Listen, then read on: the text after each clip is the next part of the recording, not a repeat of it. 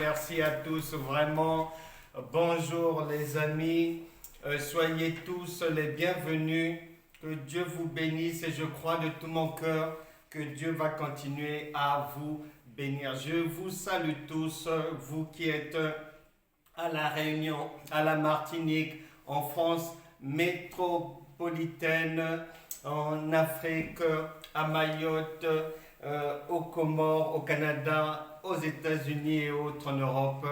Bonjour à vous, amis de la Suisse, je vous salue aussi. Nous serons ensemble à l'automne prochain du côté de la Suisse. On en reparlera de ce rendez-vous. Soyez tous bénis, vraiment. Hier, nous avons enseigné pour la jeunesse, mais je le dis souvent, je le dis toujours, la parole de Dieu, elle est pour tout le monde, que l'on soit enfant, petit enfant, jeune, fils, fille, vieux, maître, adulte, vieillard.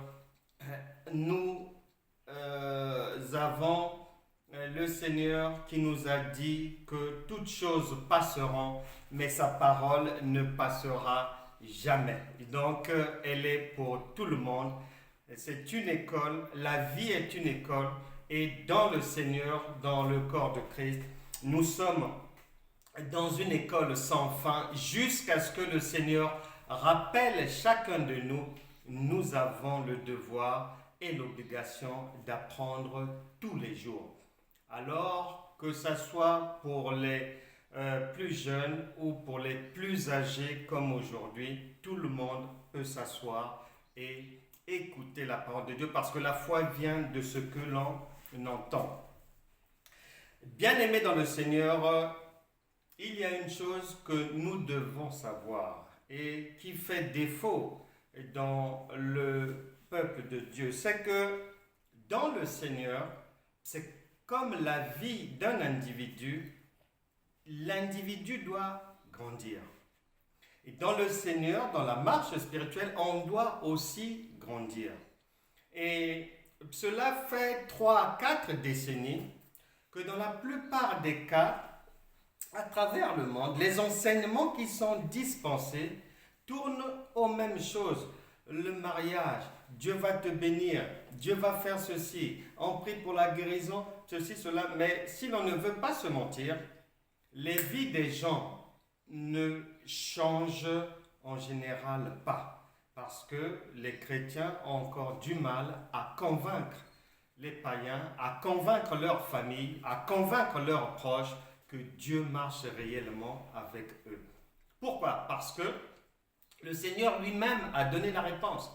Osée chapitre 4 verset 6, mon peuple périt, c'est-à-dire échoue, reste à la demeure au chômage, a du mal à émerger, n'a pas de promotion, demeure dans la maladie, etc., faute de connaissances.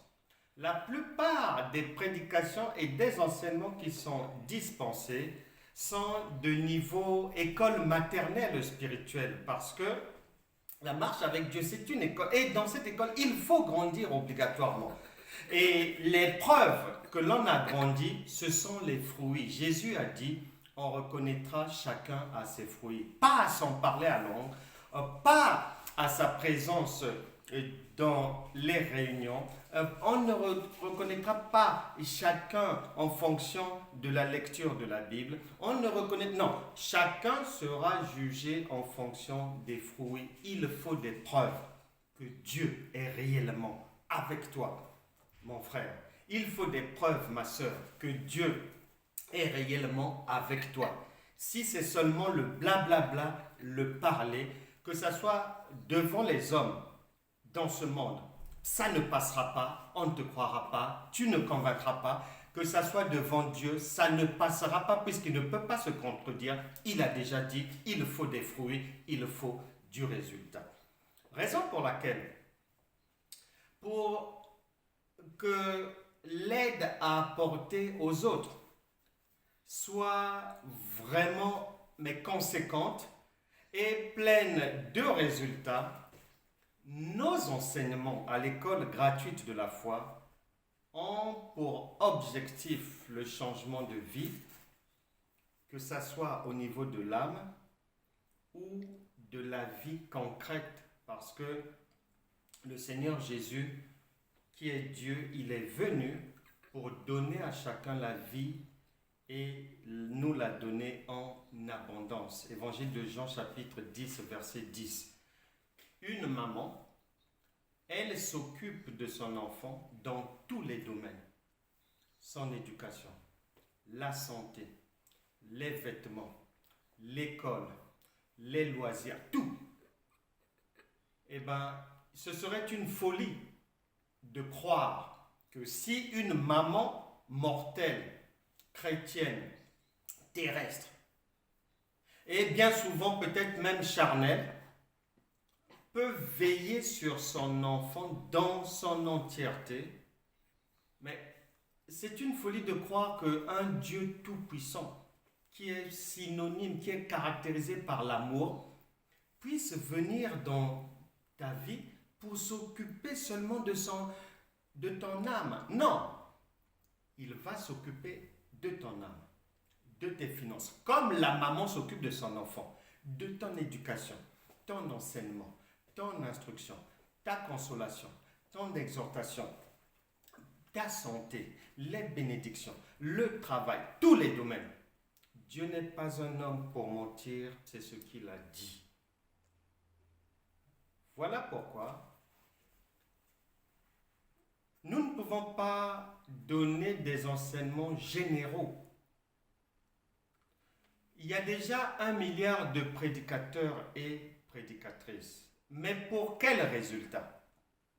Donc, nous sommes obligés, de temps à autre, de donner un enseignement qui va permettre à chacun de grandir. Parce que beaucoup d'enfants de Dieu pensent être à l'université spirituelle alors qu'ils sont encore à la crèche.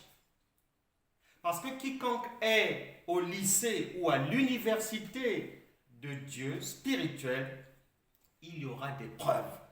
Même les païens témoigneront de la présence de Dieu dans sa vie. Donc, pour aujourd'hui, je vais donner un enseignement qui va permettre à tout un chacun, non seulement de grandir dans la foi, et je vous demande de partager, liker, d'inviter les retardataires.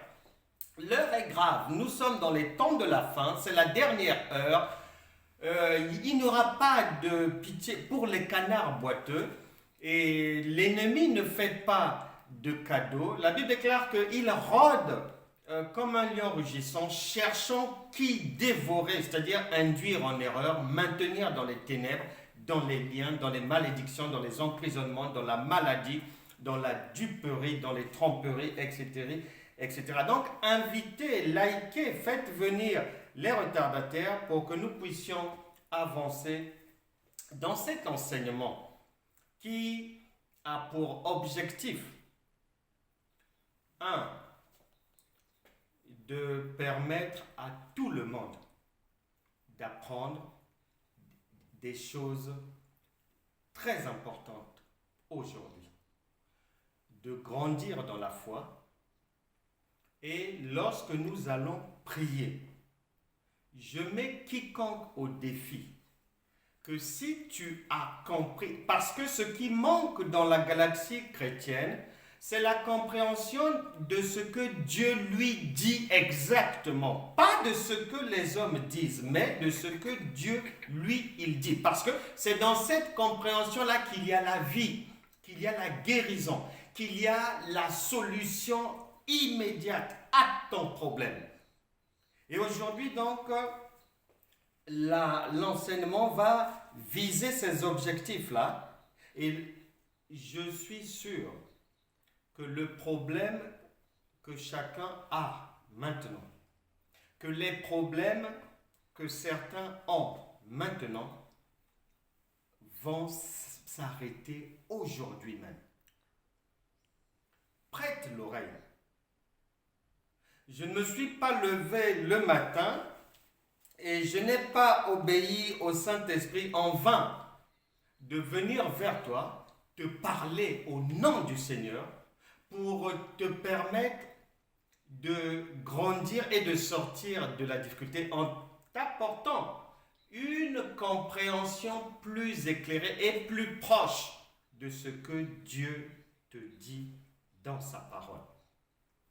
Il y a un texte, la femme à la perte de sang. On va se baser sur cette histoire pour l'enseignement d'aujourd'hui et nous allons ensuite prier. La femme à la perte de sang.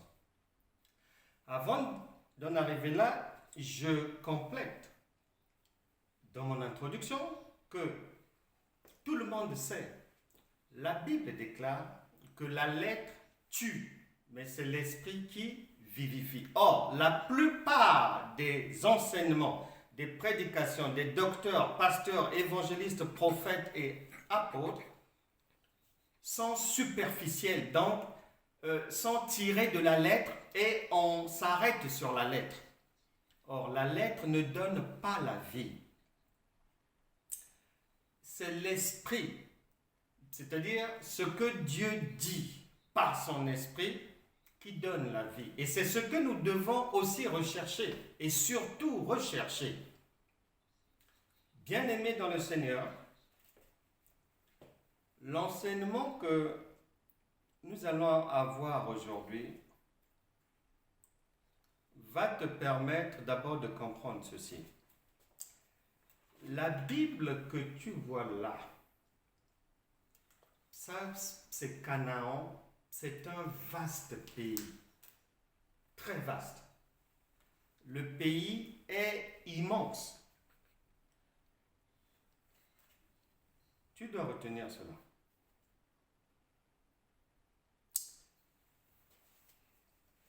Tu retiens aussi que, et tu le sais, que Dieu parle en parabole. Et à chaque fois, Jésus parle en parabole.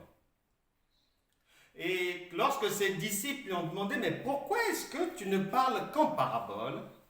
Il a expliqué que la vérité, Dieu, la parole de Dieu est d'abord réservée au Fils. Or, le Fils, c'est celui qui a accès à la chambre de son Père. Un enfant qui n'est pas le Fils n'a pas accès à la chambre de son Père. C'est le Fils qui a accès. Cela veut dire quoi? Dans la vie de tous les jours, tu ne verras jamais une personne sortir dans la rue et se mettre à parler des secrets de sa vie, à dévoiler sa vie. Ça n'existe pas.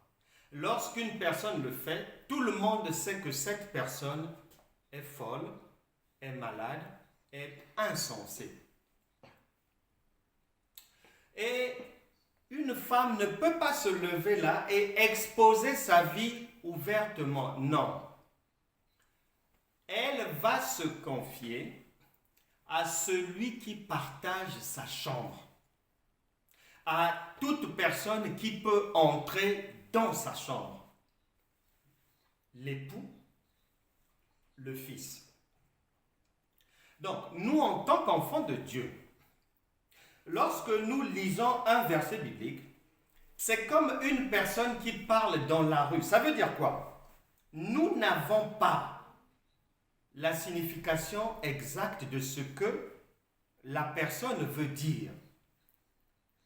Et comme le pays est vaste, Canaan, si je peux te l'expliquer autrement, c'est-à-dire la personne qui parle, il faut que tu parviennes à rentrer dans sa chambre, à accéder dans sa chambre, dans son lieu d'intimité, pour que la personne te révèle, te montre la vérité, te montre sa nudité, si tu veux. Et c'est pour ça qu'il fallait qu'on déshabille Jésus à la croix, parce que Jésus, qui est la parole, qui est Dieu, qui est le Fils de l'homme, est d'abord revêtu. Deutéronome chapitre 29, verset 29, il a dit que les choses cachées sont à Dieu. Donc il se cache comme toi. Tu ne confies pas ta vie à n'importe qui. Tu ne parles pas de ta vie à tout le monde. Non, il faut que la personne te soit intime. Cette parole de Dieu, elle est ainsi faite.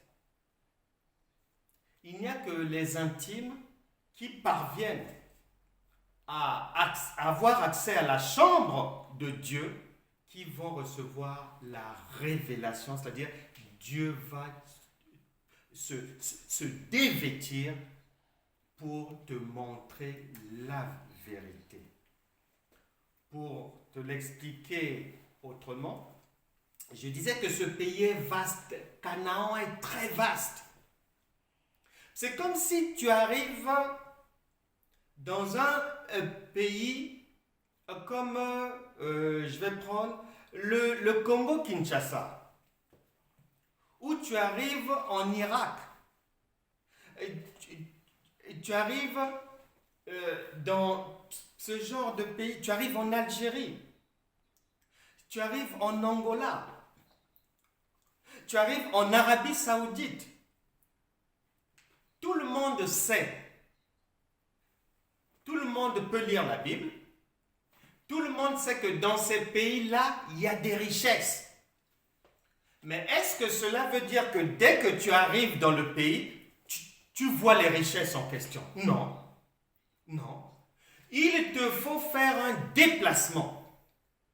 Il te faut faire un mouvement pour aller là où il y a les mines d'or, les mines de diamants, les puits de pétrole, pour offshore, onshore. Tu dois faire un déplacement. C'est pas que tu arrives à l'aéroport et on a dit que non, en République démocratique du Congo, c'est bourré de diamants.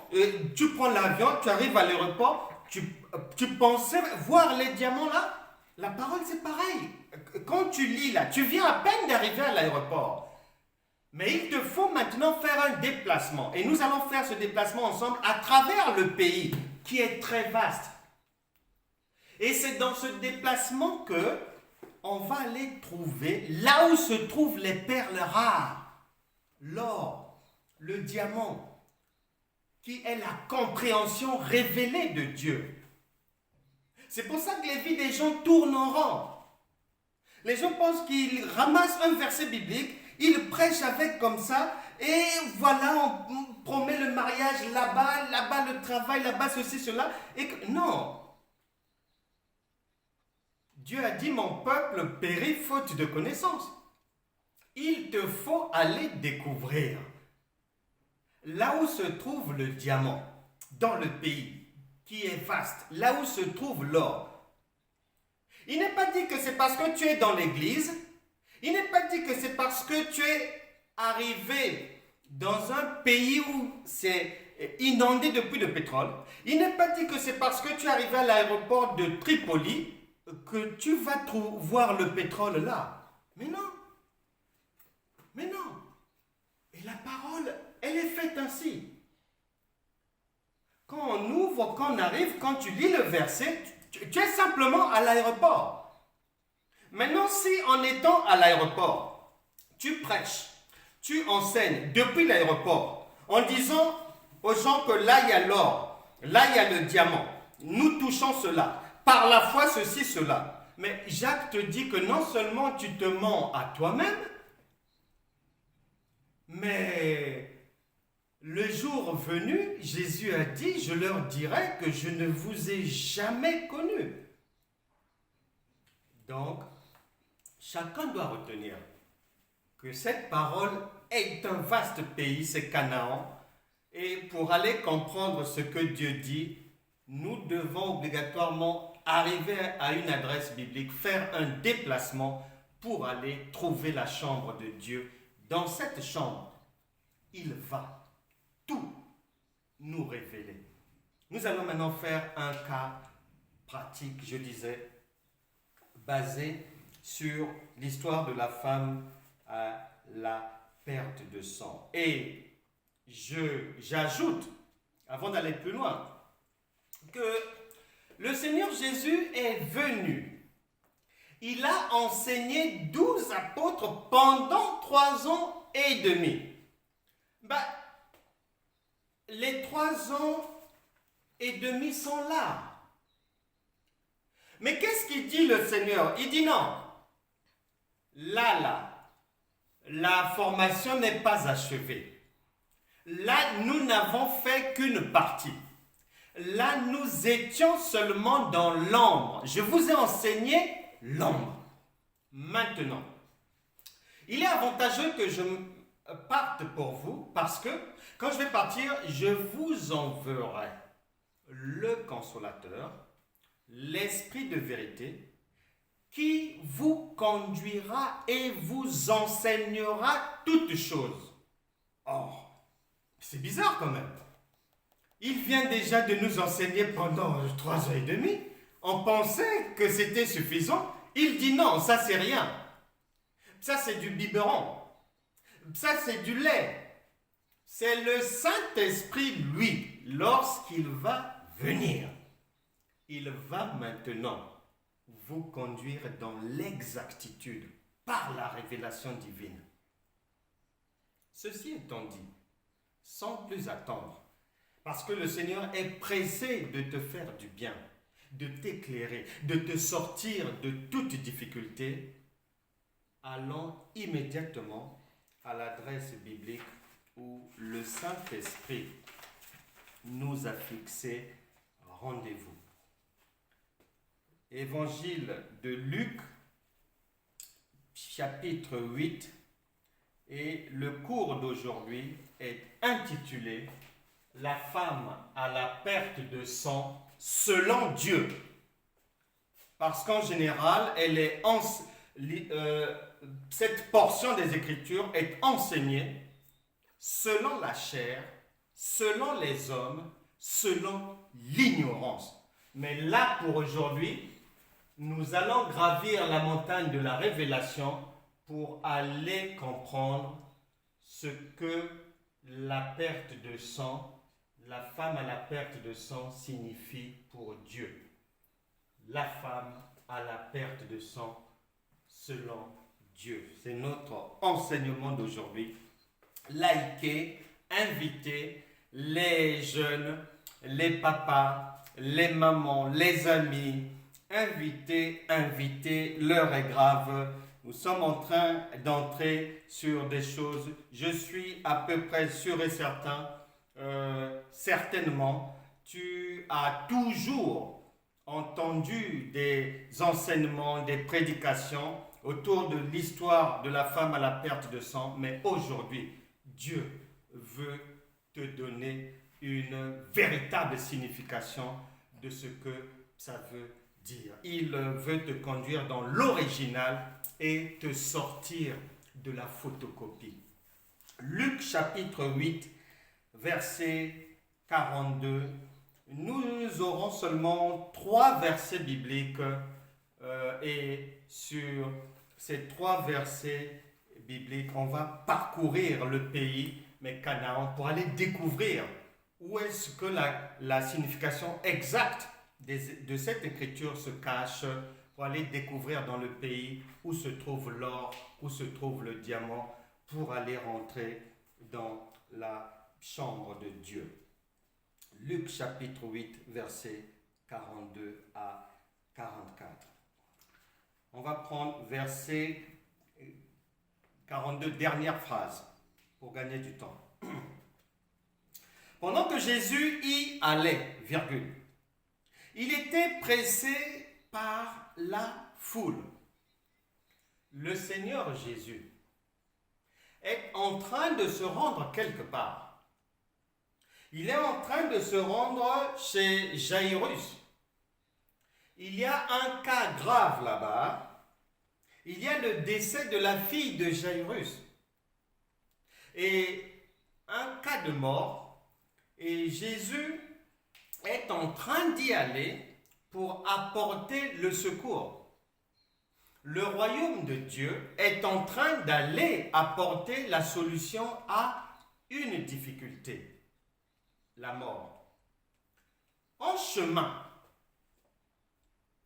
il est interpellé. Le verset 43 dit, or, virgule, il y avait une femme.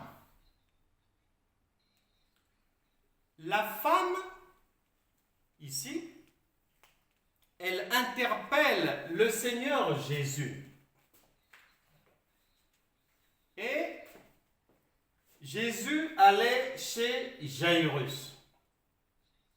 La femme, ici, elle n'est pas dans le programme de Dieu. Donc, elle vient court-circuiter le programme de Dieu. Nous comprenons par là que cette femme-là qui vient court-circuiter le programme de Dieu, eh bien, vu que nous savons que Dieu était venu, et je l'ai dit dernièrement, Proverbe chapitre 29, verset 18 dit, mon peuple, lorsqu'il n'y a pas de révélation, le peuple est sans frein. C'est-à-dire, lorsque la compréhension n'est pas celle venant des cieux, on va se tromper, on va jeûner et prier dans les erreurs, on va voir la vie tourner en rond, on va vivre dans les limitations éternellement. Parce qu'il n'y a pas la révélation. Proverbe chapitre 29, verset 18.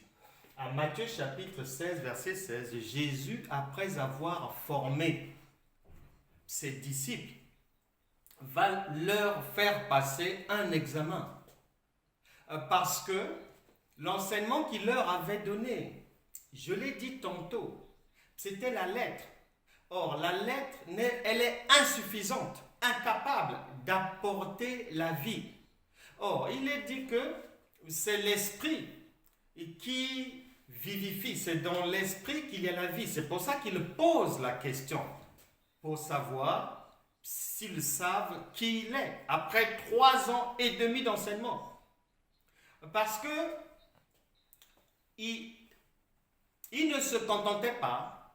Pour lui, c'était zéro le fait que les apôtres puissent retenir des versets bibliques, que les apôtres puissent parler de la parole de Dieu, que les apôtres puissent même enseigner, que les apôtres puissent retenir des enseignements. Pour lui, ça n'avait pas de sens, parce que c'est l'ombre, c'est la lettre, c'est la photocopie. Mais c'est l'esprit, il voulait une réponse venant des cieux, parce que c'est là où se trouve la lumière.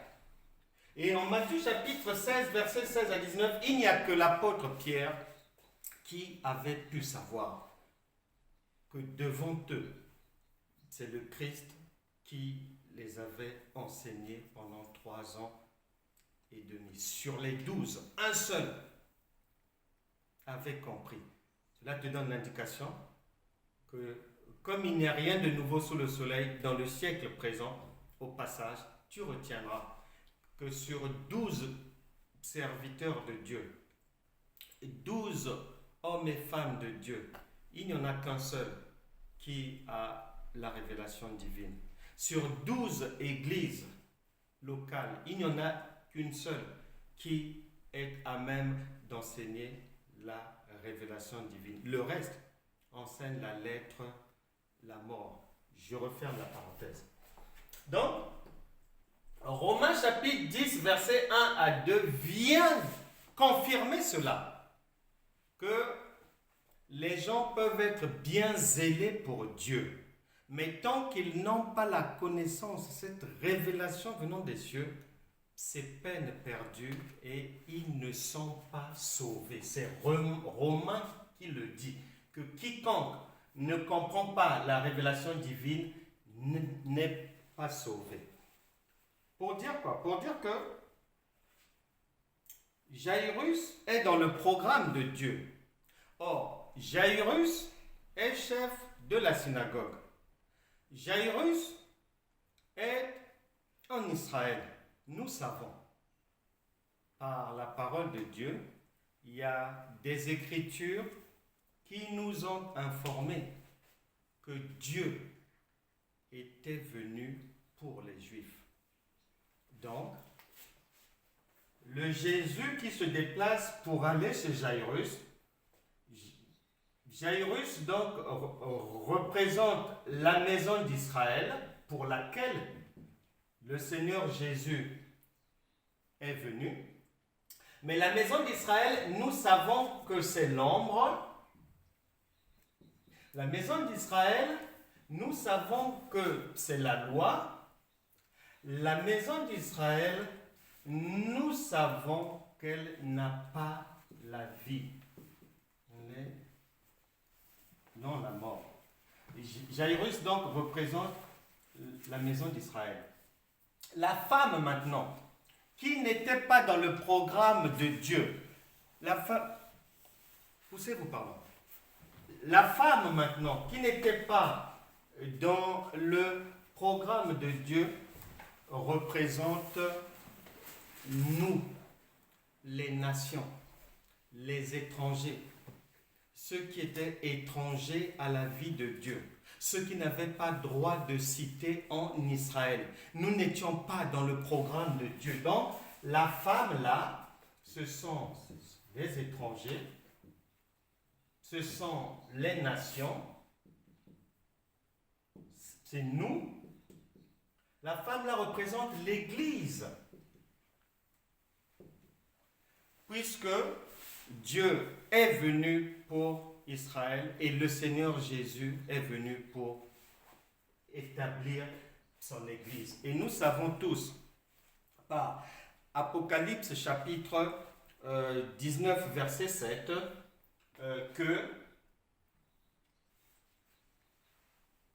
l'épouse, c'est l'Église de Dieu, que nous représentons tous. Cette femme représente chaque croyant. Apocalypse, chapitre 19, verset 7. Jairus, ici, Dieu est venu pour Israël. Tu pourras lire ça dans Actes des Apôtres, par exemple, chapitre 3, verset 22 à 26. Voilà. Donc, nous, cette femme représente les étrangers, les gens qui n'avaient pas droit de cité en Israël. Elle n'était pas dans le programme de Dieu. Et cette femme représente l'Église. Vous lirez ça dans l'évangile de Jean chapitre 3, verset 29.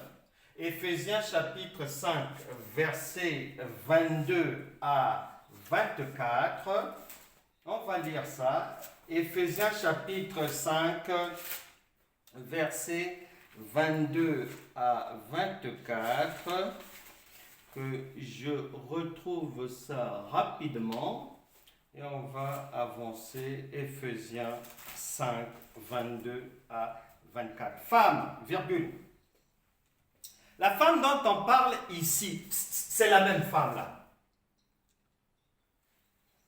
Il est dit, femme, virgule, soyez soumises à vos maris.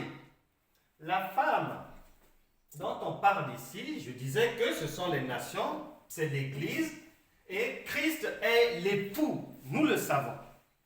D'abord, comme au Seigneur, car le mari est le chef de la femme, virgule, comme Christ est le chef de l'Église. Donc, le Seigneur est venu établir son épouse. Vous avez ça aussi, vous allez comprendre que nous sommes cette femme, cette épouse, en 1 Pierre chapitre 2, verset 10. 1 Pierre chapitre 2, verset 10. Donc, voilà, dans la révélation divine, ce que cette rencontre veut dire.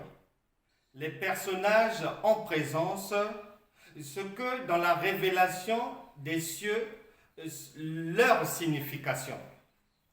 La terre a sa signification de Jairus, de la femme, et le Seigneur a sa signification qu'il met à notre disposition à travers l'Écriture, le pays que l'on parcourt pour aller trouver où se trouvent l'or et le diamant.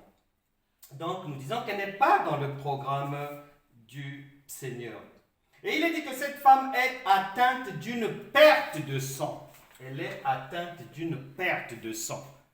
Beaucoup pensent que c'est le sang humain. Beaucoup pensent que c'est quelque chose que l'on touche comme ça. Non. Dans la révélation, ça n'a rien à voir. Dieu parle toujours d'abord de lui-même. Et je l'ai déjà dit et redit, comme une maman, Dieu tient d'abord à ce que ses fils et filles le prennent lui pour modèle. Une maman tient toujours, avant de parler d'autres personnes, avant de parler d'autres femmes, avant de parler d'autres modèles, à ce que ses enfants la prennent, elle, pour modèle d'exemplarité et qu'ils aient une bonne image d'elle. Et après cela, elle peut parler d'autres personnes pour enrichir leur conception sur maman. Donc Dieu parle toujours d'abord de lui-même. Donc la perte de sang ici, ce n'est pas du sang humain, non.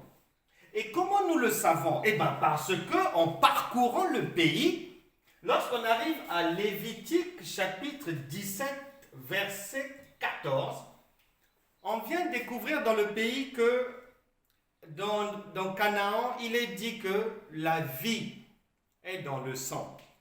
La version d'Arbi de Lévitique chapitre 17 verset 14 te donne l'information que le sang là dont on parle, il s'agit de la vie.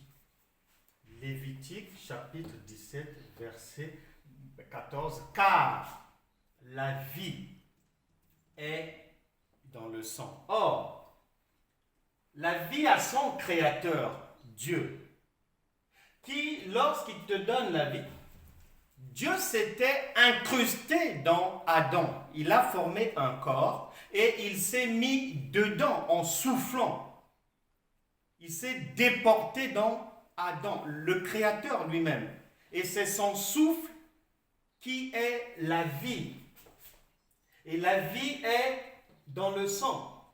1 Jean chapitre 5 verset 11 dit ceci. 1 Jean chapitre 5 verset 11 à 12. Et voici ce témoignage. C'est que Dieu nous a donné la vie éternelle. Et que cette vie est dans son Fils. Verset 12. Celui qui a le Fils a la vie. Celui qui n'a pas le Fils de Dieu n'a pas la vie. Conclusion provisoire ici. Le sang dont il s'agit ici, donc, c'est la vie qui est dans l'âme. Et il est dit que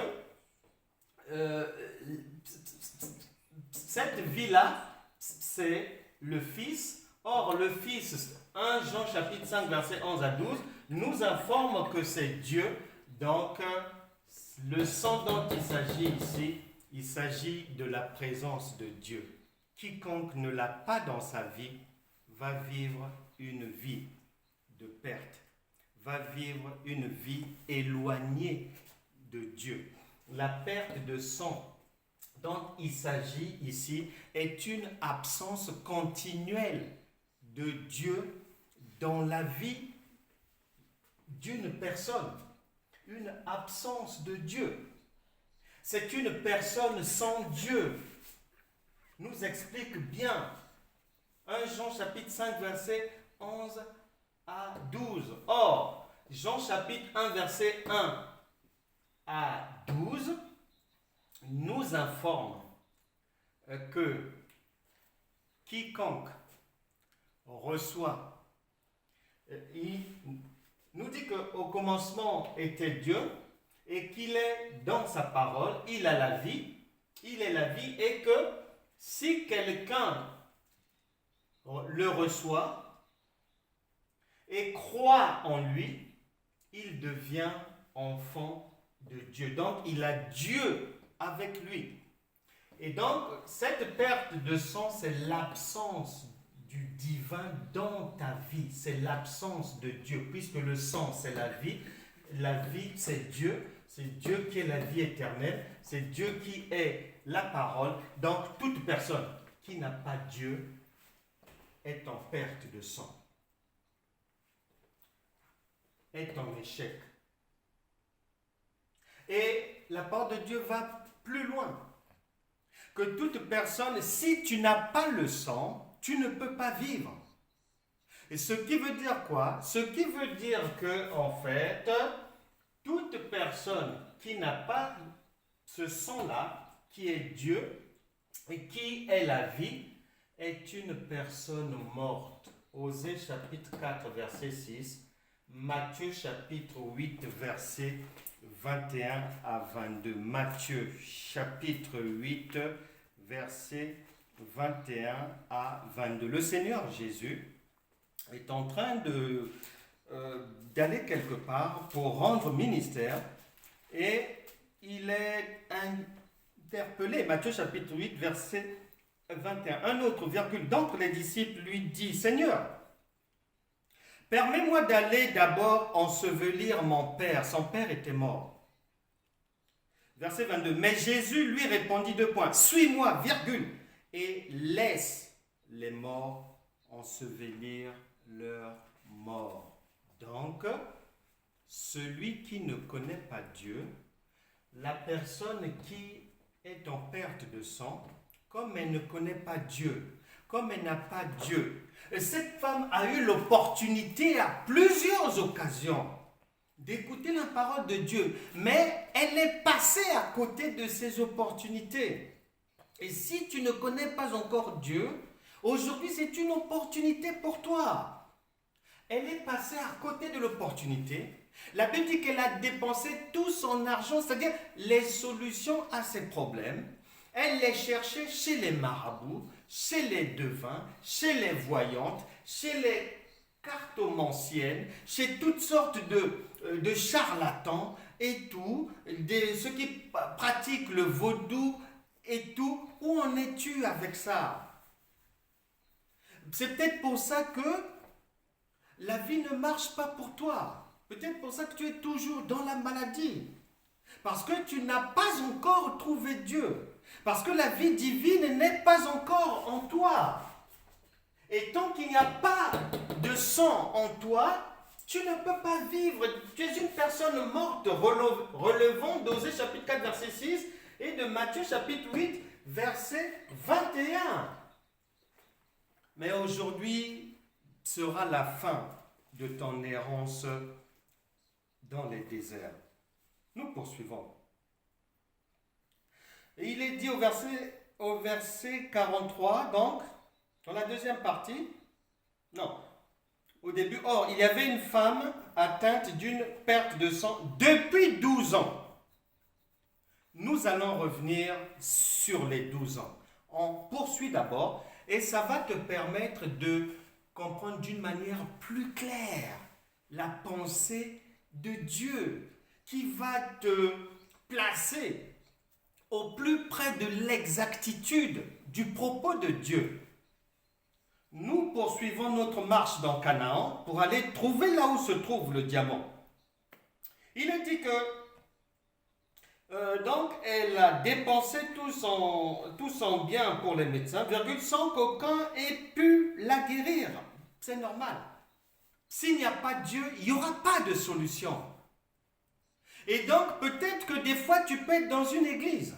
Peut-être qu'on a prié, jeûné et tout pour toi et que tu l'as fait. S'il n'y a pas de solution, est-ce que tu es sûr et certaine que Dieu est là? Est-ce que tu es sûr et certain, mon frère, que ce que vous faites là, c'est avec l'assistance de Dieu ou c'est la chair seulement? Verset 44. Elle s'approcha par derrière. Elle s'approcha par derrière. Par derrière nous savons tous déjà que le Seigneur Jésus n'était pas venu initialement pour cette femme. Et nous savons que cette femme, c'est nous, les étrangers, ceux qui n'avaient pas droit de cité en Israël, les non-juifs. Et maintenant, elle va les soucis de la vie, les échecs à répétition, un jour, elle a écouté la parole de Dieu, comme toi aujourd'hui, et fatiguée des échecs, des divorces, fatiguée de toutes sortes de désillusions, fatiguée des années de maladie, la Bible dit que elle va décider d'aller solliciter le secours de Dieu. Et il est dit qu'elle vient par derrière. C'est normal. Tu n'es pas dans le programme. Le devant, la devanture est réservée pour les Juifs, pour Israël. Donc tu ne peux venir que de derrière. Et de derrière là, la parole de Dieu va nous apprendre que la lumière c'est toujours devant. Derrière ce sont les ténèbres. Et nous tous, nous venons des ténèbres. Lorsqu'on ne connaît pas Dieu, on est dans les ténèbres. Lorsqu'on est dans l'ignorance, on est dans les ténèbres. C'est ce que nous, cette femme, je le répète, c'est nous. C'est ce que nous étions, c'est ce que nous sommes lorsqu'on n'a pas la vie de Dieu. On est dans l'obscurité. On ne peut pas venir de devant puisque les autres sont déjà là. Elle est venue par derrière. Et derrière aussi, des Écritures attestent que venir par derrière, c'est synonyme de saleté. Tu n'es pas digne de te présenter devant. Tu te caches parce que nous n'étions pas au programme. C'est ce que ça veut dire. Et la Bible déclare que elle s'approcha par derrière et toucha le bord du vêtement de Jésus. Elle a touché le bord du vêtement de Jésus. Or, si tu restes là, sur place, à l'aéroport, pensons que quand tu lis le bord du vêtement de Jésus, c'est le vêtement que tu as mis sur toi. Ou que Dieu te parle des vêtements que tu as dans la chambre. Mais non, tu es seulement à l'aéroport. Et tu n'es pas là où il y a les mines de diamants. Tu n'es pas là où il y a le cobalt, le zinc, l'uranium. Tu es loin de là-bas. Et il te faut parcourir le pays, il te faut parcourir Canaan. Et tu vas trouver des témoins de Dieu qui vont te montrer là où se trouvent les puits de pétrole, là où se trouvent les puits d'or. Et en l'occurrence, ici, c'est Galates chapitre 3, versets 26 à 27, qui va nous rapprocher de Dieu, qui va nous rapprocher de ce que Dieu veut nous faire comprendre. Galates chapitre 3, verset 26. Car vous êtes tous fils de Dieu par la foi en Jésus-Christ. Verset 27. Vous tous, virgule, qui avez été baptisés en Christ, vous avez revêtu Christ. Donc, le vêtement dont il s'agit ici, c'est pas Zara, c'est pas Dolce Gabbana, c'est pas Marité François Girbeau, c'est pas Versace, c'est Christ lui-même. Vous avez revêtu Christ. C'est Christ. Donc cette femme, après avoir rencontré le Seigneur, au fur et à mesure de notre marche avec lui, il faut que Christ. La Bible déclare que, par l'apôtre Paul, qu'il souffre des douleurs de l'enfantement jusqu'à ce que Christ soit formé en vous. Jusqu'à ce que Galate te dit de revêtir le vêtement de Christ. Est-ce que c'est ton cas? Où en es-tu? Parce que le Seigneur a dit, ce que Dieu veut, c'est votre sanctification. Où en es-tu avec ça? Quel vêtement portes-tu pour demeurer depuis des années dans la maladie, dans les ténèbres, dans l'ignorance totale? Où en es-tu avec ça? Lorsque on allait crucifier le Seigneur, l'apôtre Pierre qui était dans les parages, rien que son apparence, quelqu'un a dit, rien que par son apparence, on dirait que celui-là était avec cet homme. Il a renié. Une autre personne a dit, cet homme était, rien que par sa manière de parler, ils ont le même parler, ils se ressemblent, ils ont la même gestuelle. Toi, tu étais avec ce monsieur-là, cet imposteur. Pierre a dit non. Il a renié le Seigneur 3 fois. Mais ça prouve à suffisance que lui avait revêtu Christ. C'est de ça qu'il s'agit ici. C'est que l'on puisse reconnaître Dieu dans ta vie rien qu'en t'observant. Rien qu'en t'écoutant, c'est de ça qu'il s'agit, pas d'autre chose. Ensuite, la parole de Dieu déclare que elle s'approcha donc par derrière et toucha le bord du vêtement de Jésus. Donc elle est vraiment une véritable enfant de Dieu à partir du moment où elle est devenue véritablement enfant de Dieu, dans les pensées, dans les paroles, dans les gestes, dans les écrits, dans les regards, dans les engagements, dans la fidélité. Il est écrit, au même instant, la perte de sang s'arrêta. À quel moment cette perte de sang s'est arrêtée? À quel moment nous sommes devenus agréables à Dieu?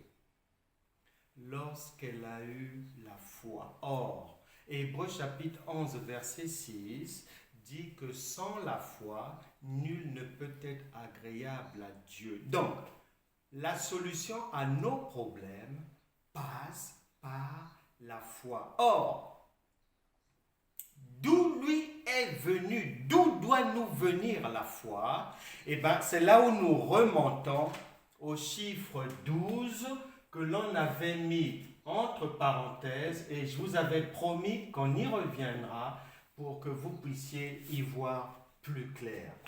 Pour simplifier, le chiffre 12, pour simplifier, madame, pardon, le chiffre 12, si tu prêtes attention, quand tu vas remonter un peu, tu trouveras que la fille de Jairus, au moment où le Seigneur Jésus va intervenir, elle a 12 ans. Et maintenant, dans la femme à la perte de sang, l'intervention, l'arrêt des difficultés, c'est après 12 ans. Eh bien, nous allons parcourir le pays pour savoir au juste qu'est-ce que Dieu entend par 12 ans. Les Écritures, donc la balade à travers Canaan, nous allons trouver des témoins des Écritures qui vont nous donner l'explication. Pour simplifier, 12 ans, cela veut dire, tu prends le chiffre 12 et souviens-toi, tout part toujours du commencement là-bas. Souviens-toi, dans l'ancien temps, Jacob a eu 4 épouses qui lui ont donné 12 fils. c'est ce chiffre 12 là, le point de départ. Jacob s'est multiplié à travers ses enfants. 12, ce sont les 12 fils de Jacob. 12, c'est Jacob lui-même, puisque Jacob se multiplie en 12 à travers ses enfants. Ensuite, les enfants de Jacob, ces 12 fils, vont venir former les 12 tribus d'Israël. Or, les 12 là, Israël là, va engendrer le Seigneur Jésus qui est venu pour le salut des Juifs. Donc, lui, de la même manière que Jacob, il va se déverser, se multiplier. Jésus va se multiplier dans les 12 apôtres. Lui qui est le Fils. 12 donc veut aussi dire les 12 apôtres. Les 12 apôtres sont les dispensateurs des diverses grâces de Dieu. Donc, des enseignants de la... Ils représentent la parole. Ils sont les ambassadeurs de Christ. Ils représentent Christ. Ils sont la parole. La parole, c'est Dieu. Selon Jean, chapitre 1, verset 1 à 12, la parole, c'est Dieu. Or, Luc, chapitre 1, verset 37, dit que rien n'est impossible à Dieu. Donc, à partir de là, cette femme-là, elle vient avoir sa délivrance à partir du moment où Dieu vient intervenir dans sa vie, à partir de sa rencontre avec les Écritures, avec la parole de Dieu. Jean chapitre 8, verset 36 dit « Si donc le Fils vous affranchit, vous serez réellement libre. » Et c'est la fin des difficultés lorsqu'on reçoit la parole de Dieu. Lorsqu'on rencontre la parole de Dieu, mais il faut que cette parole soit révélée. Il ne faut pas qu'elle soit lettre morte. Il faut que la compréhension vienne des cieux comme nous venons de le voir. Nous allons maintenant prier. Que chacun dispose son cœur maintenant. Comme cette femme à la perte de sang, ce que nous sommes, nous avons rencontré le Seigneur Jésus.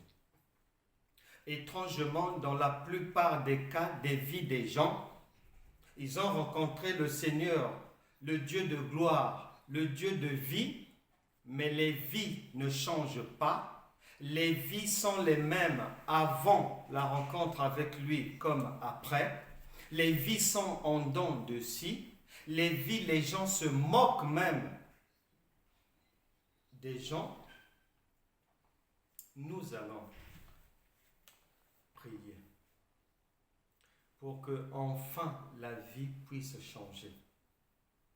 Parce que ici, lorsque la parole de Dieu vient de nous attester, de nous prouver qu'une fois que l'on a la parole, une fois que l'on fait la rencontre avec la parole, la vie doit changer, puisqu'il est dit que au même instant, dès qu'elle avait revêtu Christ, dès que tu reçois le Saint-Esprit, il est dit que tout ce qui est négativité, horreur dans ta vie doit s'arrêter.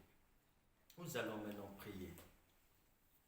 Toute personne malade du cancer, toute personne qui souffre d'une hépatite, toute personne qui est alitée quelque part, toute personne paralysée, toute personne qui souffre de l'otite, des bronchites, des branches, toute personne qui souffre de l'insuffisance rénale, toute personne qui souffre de l'autisme, de la trisomie, toute personne qui a une perte de sang depuis qui n'en finit pas, et toute personne qui souffre de ce qu'on appelle le puppy smile, toute personne qui souffre de la trisomie du cri du chat, la trisomie 21, les psychotiques, toutes sortes de pathologies associées, toute maladie dans le corps.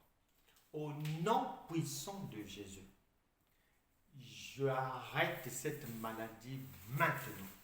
Je dis non à la douleur. Cancer, tu t'arrêtes. Sida, tu t'arrêtes. Diabète, tu t'arrêtes. Sclérose en plaques, vous vous arrêtez maintenant. Je vous ordonne de vous arrêter. Toute présence anormale dans les ventres, vous vous arrêtez, vous sortez maintenant. Toute présence anormale dans le dos, tu t'arrêtes. Toute présence anormale dans les jambes, les fourmillements, les rhumatismes, vous vous arrêtez maintenant au nom puissant de Jésus. Je dis non aux douleurs. Que tout organe qui ne fonctionne plus dans le corps d'une personne ici, par la résurrection de Christ, reçoit par la foi un organe neuf, venu des cieux, venu de la banque de Christ, au nom puissant de Jésus.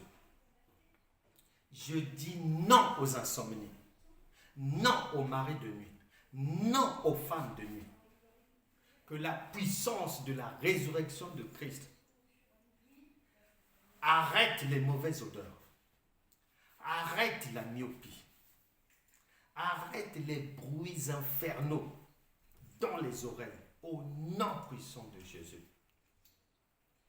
Que tout handicap soit redressé aujourd'hui.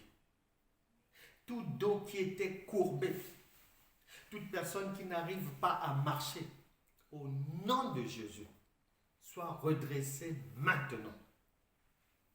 Que la santé divine visite tout un chacun.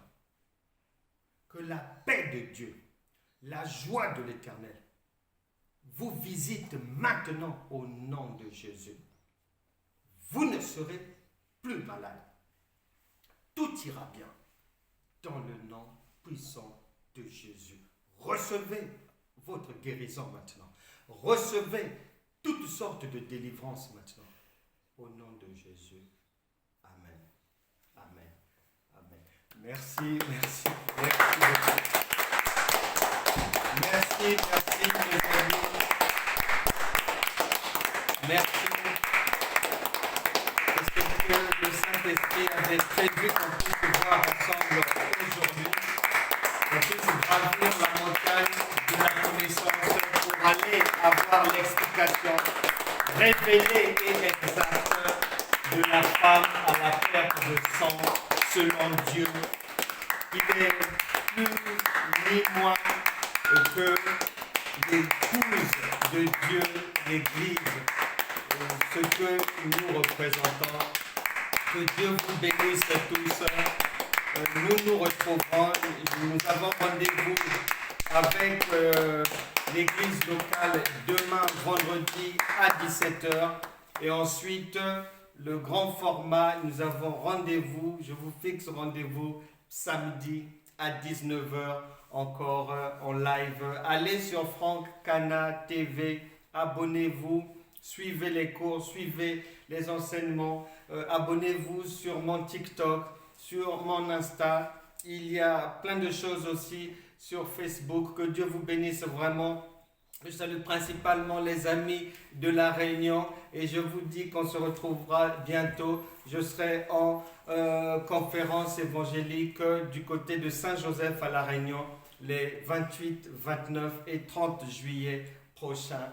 Je vous salue tous. Que Dieu vous bénisse et bonne journée, bonne soirée. Au revoir.